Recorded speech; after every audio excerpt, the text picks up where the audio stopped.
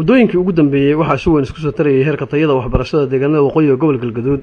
gaar ahaan degmada Caabudwaaq iyadoo ay suurta gashay in boqolaal ka mid ah ardayda wax ka baratay iskoolaadka degmada Caabudwaaqna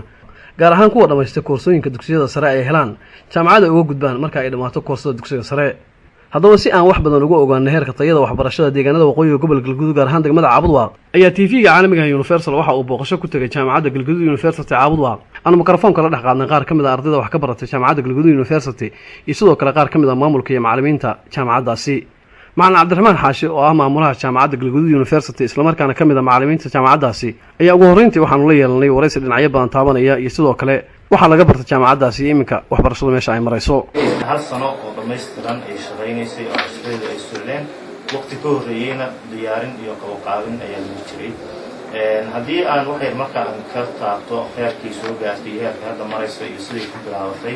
runtii aad iyo aad bay jaamacaddu u tilaafatay halkaas muddada sano ay shaqeynaysay muddo dad aad u yar iyo macallimiin aad u yar iyo arday aad u yar baan ku bilownay markii hore aan bilaabeynay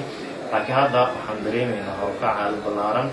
arday aad u badan inay gaarayaan oo yani boqolaal arday gaaraya marka waxaan dareemaynaa yani farqi u dhaxeeya markii aan ka bilownay Caabudwaaq jaamacadaas ka hirgelinay iyo haddeertaan aan joogno farqi weyn u dhaxeeyo xagga bulshada iyo xagga ardada iyo xagga horumarka deegaanka in badan inay jaamacaddu ay ka qayb qaadatay. sidoo kale waa kuwan qaar ka mid ah ardayda wax ka baratay jaamacadaasi Galgaduud University oo iyaguna ka warbixinaya isla markaana ka hadlaya dareenkooda iyo heerka tayada waxbarashada iyo waxa uu soo kordhisay jaamacadda iminka wax ka baranayaan ee ah tii ugu horreeyay laga hirgeliyo deegaanada waqooyiga gobolka Galgaduud gaar ahaan degmada Caabudwaaq. gaar ahaan TV-ga caalamiga ee TV oo maanta lagu soo booqday jaamacaddeena gaar ahaan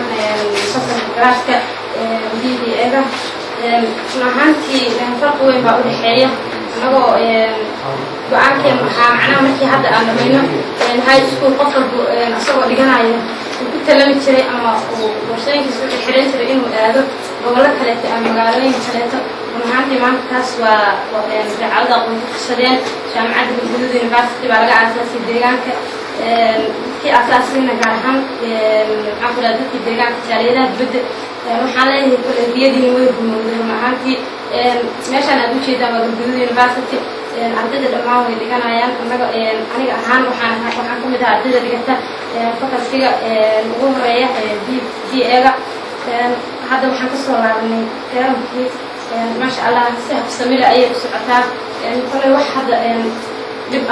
ma qabno oo islaanahay alla ilaahay dadka BA-ga dhigta oo jaamacadaha kala dhigtaan uga liidataan runtii taasna waxay noo tahay farxad weyn anagoo deegaankanagi dadkanagii waalidiintan iyo dadka aan jecleen la nooltana inaan jaamacaddeena helno oo intaana waqtigeennana aan jaamacaddeena dhigano aad baan uga faraxsanahay. dhismaha iyo hirgelinta iyo weliba qabanqaabada jaamacaddani ayaa waxaa isku howlay dhaqaale iyo weliba juhdi dheeriyana geliyey qaar ka mid ah shacabka reer Caabudwaaq sidoo kale qurbajo ka soo jeeda waqooyiga gobolka Galgaduud iyadoo muddo badan iyo dadaal dheer kadibna ay suurta gashay in la hirgeliyo jaamacadda Galgaduud University oo hadda iminka shaqeynaysa muddo hal sano ah. Mahad Xasan Diini wararka telefishinka caalamiga Universal Caabudwaaq.